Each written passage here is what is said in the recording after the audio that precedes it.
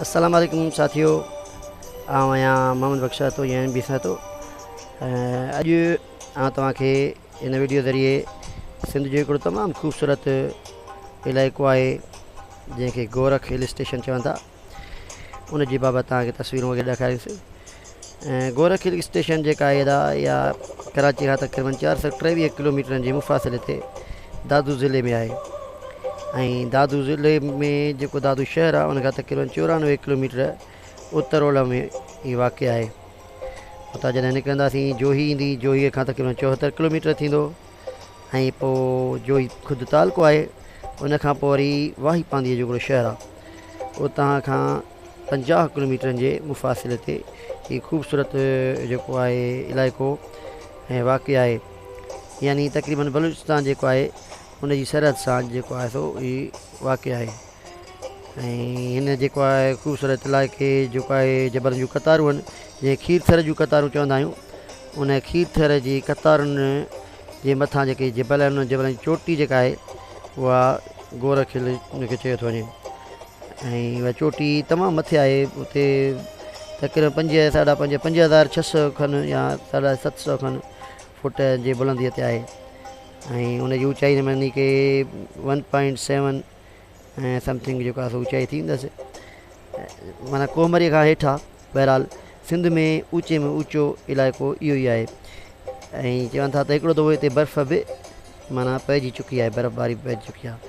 ऐं ॿी हिन जी ख़ुशूसी इहा आहे त तमामु मथे हुअण जे करे हीअ तमामु तेज़ ऊन्हारे में जो हिते 48, 47, 46, 50 डिग्री सेंटीग्रेड जॾहिं असांजे हिननि सिंध में गर्मीअ जो रेशो हूंदो आहे, पर उते जेको आहे सो 22, 23, 25 ताईं हूंदो आहे।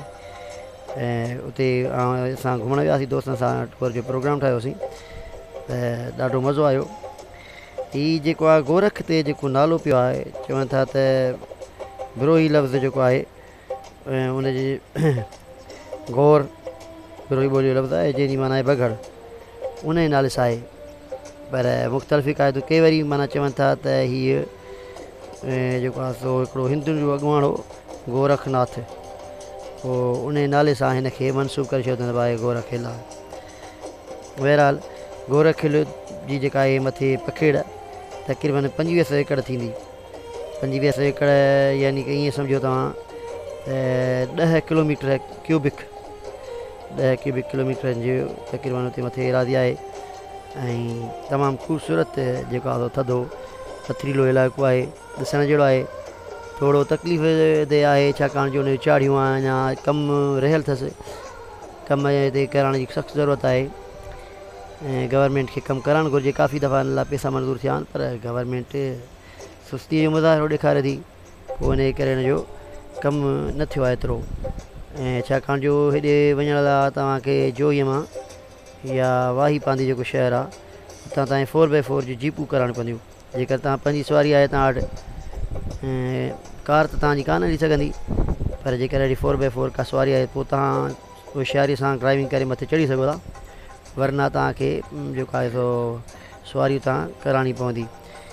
ऐं जीअं मरी हिन खां मथे आहे, पर उतां जेके रस्ता माना अहिड़ा ठाहिया अथनि जो माना कार बि मथे चढ़ी थी वञे, पर हिते अहिड़े क़िस्म जा रस्ता अञा कोन ठही सघिया आहिनि।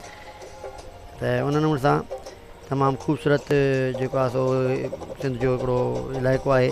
सम्झो त सिंध में कोहमरीअ जी मुक़ाबले जो जेकॾहिं हिते कमु थिए, अहिड़ियूं फैसिलिटीज़ ॾिनियूं वञनि जेके विज़िटर्स आहिनि, त माशाअल्लाह तमामु सुठो कमु थी वेंदो।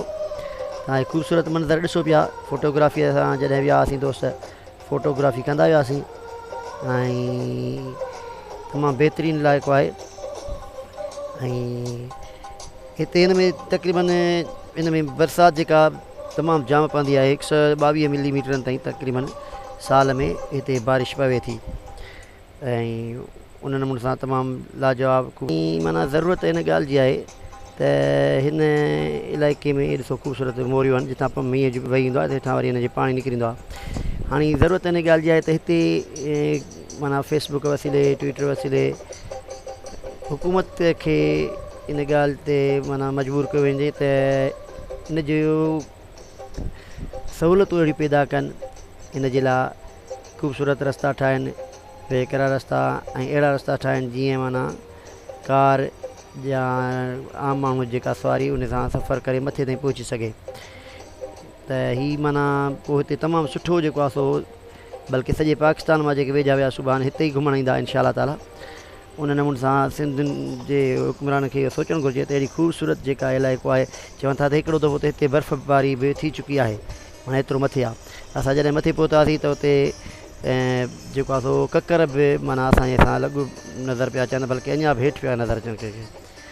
ऐं तमामु उते असां जॾहिं त जुलाई में वियासीं, जुलाई में बि एॾो थी पियो जो असां पाण सां कंबल वग़ैरह खणी वियासीं, पर माना तॾहिं बि असांखे सीउ ॾाढो पियो थिए। ऐं त उन नमूने सां उते हिकिड़े इलाइक़ो आहे गोरख हिल स्टेशन जंहिंखे 35 पॉइंट चवंदा आहिनि। बोज़दाराबाद उते हिकिड़ो रेस्टोरेंट आहे, होटल आहे, ऐं उते असां जीअं फ़ोटुनि में ॾिसो पिया, उते असां फ़ोटोग्राफी कई ऐं उते वेठासीं ऐं थोरो विज़िट कयोसीं। ऐं पोइ हुन खां अॻिते जेको आहे सो तक़रीबन 35 40 42 ऐं 35 36 37 किलोमीटरनि जे मुफ़ासिले खां पोइ जेको आहे सो तमामु जेके आहिनि चाढ़ियूं जेके आहिनि तमामु ख़तरनाक चाढ़ियूं शुरू थियनि थियूं 12-15 किलोमीटरनि जे आख़िरी इलाइक़े में।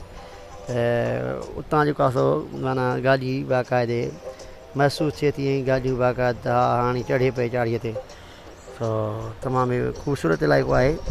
ऐं असां फेसबुक या ट्विटर वसीले जेकॾहिं हिकिड़ी मुहिम हलायूं ऐं मजबूर कयूं हुकूमत खे इहे असांजो इलाइक़ो आहे, इनखे तव्हां आबाद कयो ऐं जेको आहे सो हिन जे लाइ सहूलियतुनि लाइ बंदोबस्तु कयो त इहो थी सघे थो।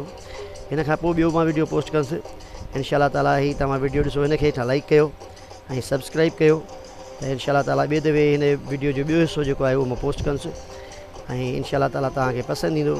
वधीक तव्हां मूंखे सजेशन ॾिजो त कहिड़े तरीक़े सां वीडियो जेको आहे सो हिनखे अञा सुठे नमूने सां पेश करे सघिजे थो। ऐं शुरूआती दौर आहे, इंशा ताला तव्हांखे पसंदि ईंदो ऐं अलाह सां आबाद रखंदो, ख़ुशि हूंदो ऐं जिते हूंदो आबाद हूंदो। ऐं इन चैनल खे सब्सक्राइब करणु न विसारिजो ऐं अलाह साईं ख़ुशि रखंदो। तव्हांजी वॾी वॾी महिरबानी। MB सातो, मोहम्मद बख्श सातो ऐं मोरो। Thank U.